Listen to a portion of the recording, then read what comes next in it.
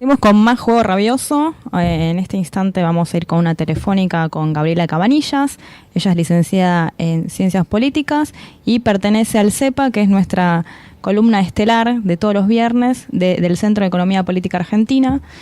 Esta semana el CEPA elaboró un informe sobre la desigualdad económica, llamado Más precarizadas y con menores salarios, la situación económica de las mujeres argentinas específicamente. Gabriela, ¿nos escuchás? Sí, los escucho. Como mediodía ya sería. ¿Cómo estás? ¿Cómo andas? Bien, en el informe afirman que la mayor razón de desigualdad salarial entre hombres y mujeres no es, como suele pensarse, la percepción de un menor salario igual tarea realizada, sino que hay también otras razones más profundas. ¿Cómo sería esto? Mira, hay una razón de base que atraviesa todo el informe y que atraviesa en realidad toda la brecha en los distintos aspectos, que tiene que ver con que las tareas de reproducción y atención familiar, las tareas del hogar, tienen más carga en horario y en dedicación en las mujeres que en los hombres. Si vos ves el informe, en una parte habla de inactivos hay 16 horas le dedica el varón y 36 horas la mujer. Inactivos, o sea, gente que está en su casa, ¿sí? Entonces, de ahí en más, toda la carga empieza a pesar en la mujer, bueno, se ve, condicionada a,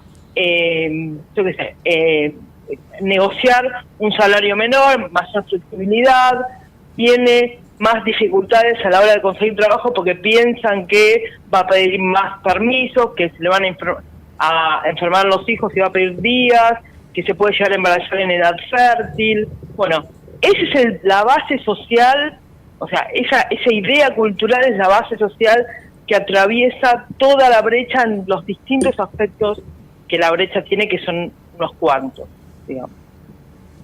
También, ¿qué tal? Javier acá te saluda. ¿Cómo andas, Javier? Bien, otro punto que hablaba era el tema de la mayor informalidad laboral en mujeres, ¿no? Como un tema de la desigualdad económica. ¿Cómo sería este punto? La mayor informalidad, bueno, en principio se dan los sectores que están en nivel de pobreza o inferior al nivel de pobreza, ¿sí? No se da en la misma proporción en todos los sectores. Entonces, la mayor informalidad también en muchos casos tiene que ver con esta desigualdad que yo te digo en la carga del peso que tiene que ver con las tareas reproductivas y familiares, y también tiene que ver que hay un dato muy importante dentro del informe, que es que el 27% de los hogares son monoparentales, y desde ese 27% el 88% son mujeres las que sostienen ese tipo de hogares. En niveles de precariedad laboral, de gente por ahí con problemas en su formación, digamos, educacional y demás, bueno, hace que la inserción en el mercado laboral sea mucho más compleja y tienda a la feminización de la pobreza.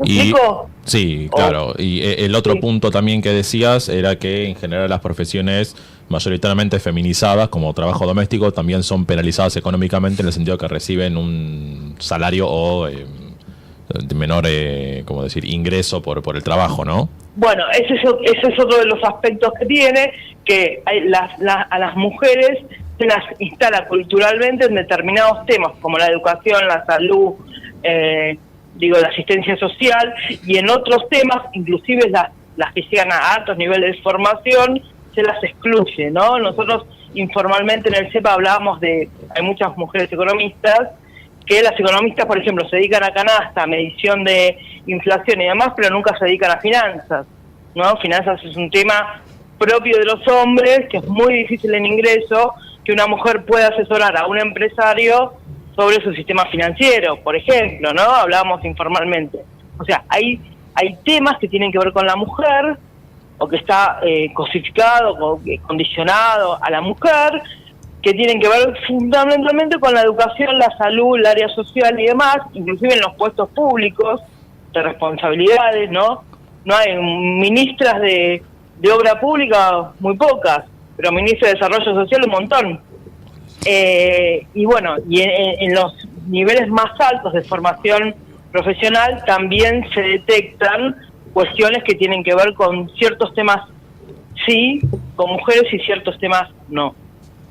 Ese es otro aspecto de la brecha, ¿no es cierto? Bien, ayer Macri envió un proyecto de salario igualitario al Congreso. ¿Vos qué pensás de esta intención? Creo que atiende a un sector mínimo de la población, es mínimo. Creo que acá los más afectadas, como en toda la economía, no es solamente con este tema, son los sectores más con peores salarios, con peor poder adquisitivo. Por eso estoy recalcando de que el 27% de los hogares son monoparentales y el 88% son mujeres. De esas mujeres, muchas, caen a niveles de pobreza por esta misma razón, por sostener hogares. Entonces, lo que Macri lo señala en niveles que realmente no afectan a mucha cantidad de gente, afectan a cuestiones mínimas. Con todas estas mujeres, y si ustedes se fijan en el informe, con la parte de consumo, donde la mujer está obligada a consumir determinadas cuestiones que tienen que ver con su género propiamente dicho, y que cargan también con esto, con todos los niveles de consumo, cayendo en niveles de pobreza, precarizándose más, me parece que lo que anuncia Macri es sinceramente casi íntimo. Me parece que tiene que si yo quiero hacer políticas públicas de calidad, tengo que hacer políticas públicas en una brecha que está en el 27% de salario, de diferencia de salario, que está en los niveles que estoy marcando, tiene que abarcar a gran cantidad de la población. Me parece, como tantas otras decisiones, que son realmente en un nivel ínfimo, ¿no? Que no afectan a la gran cantidad de gente o de mujeres que están pasando por estos problemas tan reales y tan cotidianos de lo que estamos hablando. Eso me pareció. Me pareció un anuncio para la prensa, no para las mujeres. Y otro punto, recién hablabas del tema de la canasta de consumo. Otro punto que el informe toca es la ausencia de una visión de género en la canasta de consumo estándar. ¿No puedes contar un poco cómo sería esto? En la parte de consumo hay dos grandes líneas que atravesamos, que es una, la que tiene que ver con los gastos mismos del género, que tiene que ver desde la edad fértil, desde el momento fértil de la mujer hasta el final de sus días, porque después lo atraviesa todo. Consume cosas que tienen que ver con su propio género, o sea, desde toallitas para cuando se indispone, métodos anticonceptivos, parto, posparto, embarazo, menopausia y demás. Bueno, esto estuvo calculado, si calculamos estos gastos, la mujer tendría que trabajar 1 año y 2 meses más, 14 meses más, para financiar estos gastos, y lo peor de este dato es que está invisibilizado en la canasta de consumo de una familia tipo, que vuelvo a repetir, hay un 27% que es monoparental, o sea que la familia tipo también es relativa a esta altura, pero, o sea, en esa canasta no está contemplado el gasto que tiene una mujer por su propio género, lo cual quiere decir que la economía no lo tiene en cuenta. Más allá de esto, hay un gasto que tiene que ver con lo que se llama el impuesto rosa, lo que se denomina el impuesto rosa, que a igual objeto, por ser rosa o por estar dedicado a la mujer como para que lo compren las mujeres, por ejemplo, y pongo un ejemplo muy claro, que son las maquinitas de afeitar, las que son rosa cuestan más. Las mochilas de una nena cuesta más que la mochila de un varón. El ibuprofeno cuesta más si es mujer. Y esto marca, una diferencial en el gasto que yo tengo de consumo, simplemente porque está dedicado a la mujer. Todo esto, si lo vamos sumando, todos estos ítems, cuán caro le cuesta a una mujer insertarse en el mundo laboral y en su propio consumo. O sea, no solo está más precarizada, sino que encima gasta más. Y que hay gastos que ni siquiera están contemplados en la canasta familiar. Entonces, si vas sumando ítems, la situación es alarmante, ¿no? Siempre en niveles de pobreza es peor que en los niveles de más salario más elevados, obviamente. Bien, ¿y crees que el informe está presente en el movimiento feminista argentino de hoy? Creo que algunos ítems están presentes y otros, como dije anteriormente, están invisibilizados. Creo que se hizo una gran difusión del informe, digamos, la verdad que con mucho gusto, y creo que es importante que las mujeres vayan teniendo en cuenta estos datos y sigamos ampliando nuestros derechos y poniendo, visibilizando la problemática que tenemos, por ejemplo, la de consumo de nuestro propio género. Es inevitable que vos te compres determinadas cosas. Sin embargo, ni siquiera están puestas en la canasta, ¿o no? ¿Qué mujer no se compra toallera cuando se dispone? No está contemplado. Bueno, si está invisibilizado nuestro consumo, es una manera de que estemos invisibilizadas nosotras. Y esto sí me parece serio a nivel de economía. Sepan esto, que el informe se difunda, quiere decir que las mujeres, digamos, ampliemos nuestros derechos como mujeres y bueno, y lo que nos pasa como género, ¿no es cierto? Esto creo.